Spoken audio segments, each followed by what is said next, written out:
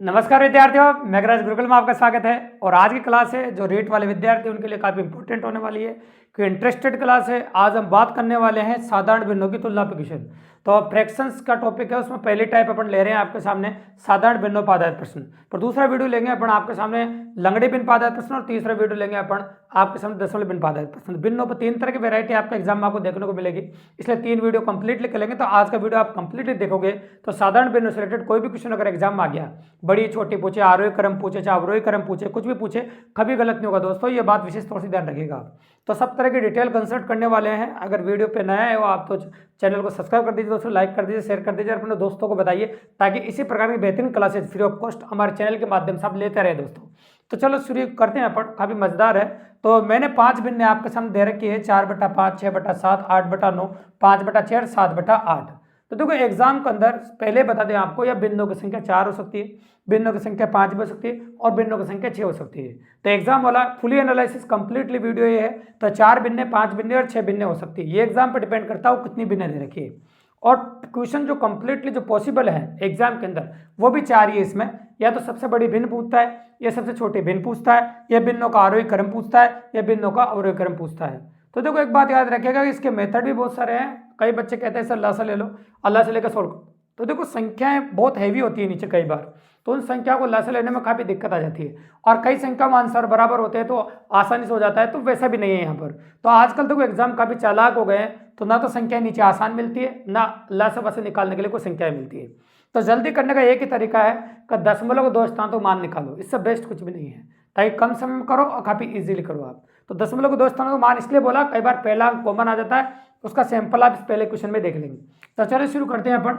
4 में 5 का भाग दोगे तो नहीं जाएगा, तो पॉइंट लगाना पड़ता है। अब हो गया 40, 8 पंजे 40। अब देखो पूरी पूरी भाग चला गया तो जीरो लगा देना, फिर 8.0 हो जाएगा, है ना, 0.80 हो जाएगा। फिर पॉइंट लगा दिया, 60 हो गया, 8 7 56, फिर 4 बच गया आपका, 40 हो गया, 7 पंजे 35। देखो पहला अंक कॉमन हो गया, इसलिए 2 अंकों तक निकालना जरूरी था। ये भी बिल्कुल सिंपल सी बात है। फिर पॉइंट लगा दिया अपन ने, ये 80 हो गया, 9 8 72 हो जाएगा आपका, है ना। तो फिर 8 9 8 72, फिर 9 8 72 हो जाएगा। और फिर पॉइंट लगा दो, इसका निकाल दो आप, 50 हो गया, 6 8 48 दो, और 6 3 18। ये देखो सब में 8 8 आ रहा है, संख्या अपन ने सोच समझ के ऐसे लिए। अगर दशमलव 2 स्थान तो मान नहीं निकालोगे तो दिक्कत हो जाएगी आपको। अब देखिए आप, फिर पॉइंट लगाया अपन ने, और 70 हो गया यहाँ पर। फिर 8 का पाड़ा बोलिए आप, है ना, 6 8 8 7 अठावटी 64। तो अठावटी 64 हो जाएगा, 6 बच गया, 60 हो गया, और 60 में फिर 8 का 6 8 7 8 56, है ना। ये देखो तो 0.87 हो जाएगा। देखो कितना क्लोज है, काफी क्लोजली दिया गया है। अब जिसका मान बड़ा है वो बड़ी भिन्न है, जिसका मान छोटा है वो छोटी भिन्न है। बिल्कुल सिंपल सी बात है। देखो अगर कोई माइनस की भिन्न नहीं है तो बड़ी वाला बड़ा है, छोटा वाला छोटा है। जो कि माइनस वाली भिन्न होगी, जो तीसरी क्वेश्चन बताऊंगा मैं आपको, वह इसका उल्टा हो जाता है, बड़ा वाला छोटा होता है, छोटा वाला बड़ा हो जाता है, इस प्रकार से। तो सबसे बड़ी भिन्न कौन सी, सबसे बड़ा मान किसका है आपको दिख रहा होगा, ये वाला मान सबसे बड़ा है, 8/9। तो सबसे बड़ी भिन्न, पहला सवाल का जवाब हो गया 8/9। आप पूछिए सबसे छोटी भिन्न बताइए, तो सबसे छोटा मान कौन सा नजर आ रहा है आपको, ये देखो आप 0.80। तो आप कह सकते हैं 4/5 सबसे छोटी भिन्न हो गई। तीसरा क्वेश्चन है भिन्नों का आरोही क्रम। आरोही क्रम का मतलब होता है भाई बढ़ता हुआ क्रम। आरोही क्रम का मतलब होता है बढ़ता क्रम, मतलब छोटे से बड़े की ओर बढ़ते हैं अपन। तो ये लिखा मैंने 4/5, है ना, 4/5 के बाद लिखा मैंने 5/6, है ना, और ये था आपके सामने 6/7, है ना, और आपके सामने था ये 7/8, और ये था आपका देखो 7/8, और ये क्या था 8/9। ये लो, तो भिन्नों का आरोही क्रम है, मतलब बढ़ता हुआ क्रम है। इस प्रकार से दिए गए 4 विकल्प में से एक विकल्प में ये आपको आंसर मिलेगा। और एक होता है अवरोही क्रम, मतलब ये होता है आपका घटता हुआ क्रम। तो मैंने लिखा 8/9, 7/8, 6/7, 5/6 और 4/5। ये होता है अवरोही क्रम, मतलब होगा घटता हुआ क्रम।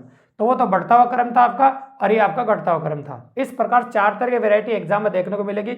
या तो बड़ी भिन्न पूछेगा आपसे, या छोटी भिन्न पूछेगा, या आरोही क्रम पूछेगा, या फिर आपसे अवरोही क्रम पूछेगा। इस प्रकार से पूछ सकता है एग्जाम वाला, और इस प्रकार से पॉसिबिलिटी भी आप देख सकते हैं। अब ये चारों एक में बता दिया, तो अगले क्वेश्चन में हम सिर्फ आरोही क्रम पूछेंगे आपसे, और कैलकुलेशन करना शुरू करते हैं। देखो तो 3 में 2 का भाग दिया अपन ने क्वेश्चन नंबर 2 में, तो एक बार जाएगा, बच गया कितना 1, 5 2 10, 1.5 आ जाएगा। ठीक है, पूरी पूरी बार भागे तो इसलिए जीरो लगा दो, 1.50 हो जाएगा। फिर आगे देखो 1 चौक 4, फिर बच गया कितना 1, 2 चौक 8 और 5 चौक 20, ऐसा हो जाएगा। फिर अगर इसको देखोगे आप तो 1 और कितना बच गया आपका 1, अब कितना हो जाएगा आपका 10। है ना। तो 10 हो जाएगा, 5 दूनी 10, तो 2.0 ऐसे लिख दो आप। फिर इसमें भाग दोगे तो एक तो आएगा ऐसे, फिर एक बचा 10 हो जाएगा, 6 एकम 6 और 6 गुना 36 ऐसे हो जाएगा, ठीक है। और इसमें भाग दोगे तो 1.10 हो जाएगा। तो आप बता सकते हैं आरोही क्रम मतलब बढ़ता हुआ क्रम, छोटे से बड़े की ओर जाएंगे। तो सबसे छोटी कौन सी 1.10 दिख रही है आपको, ये सबसे छोटी है 11/10। और इससे बड़ी संख्या लोगे आप तो ये मिल जाएगी आपको 7/6। इससे बड़ी लोगे तो ये मिल जाएगी 6/5। और इससे बड़ी मिलोगे तो 5/4। और सबसे बड़ी लोगे 3/2। ये हो गया भिन्नों का आरोही क्रम, जिसे बोलते हैं अपन बढ़ता हुआ क्रम। अब एक क्वेश्चन अपन ने माइनस वाली संख्याओं का लिया था कि कई बार एग्जाम में माइनस वाली संख्या आ जाती है और बच्चे दिक्कत हो जाते हैं।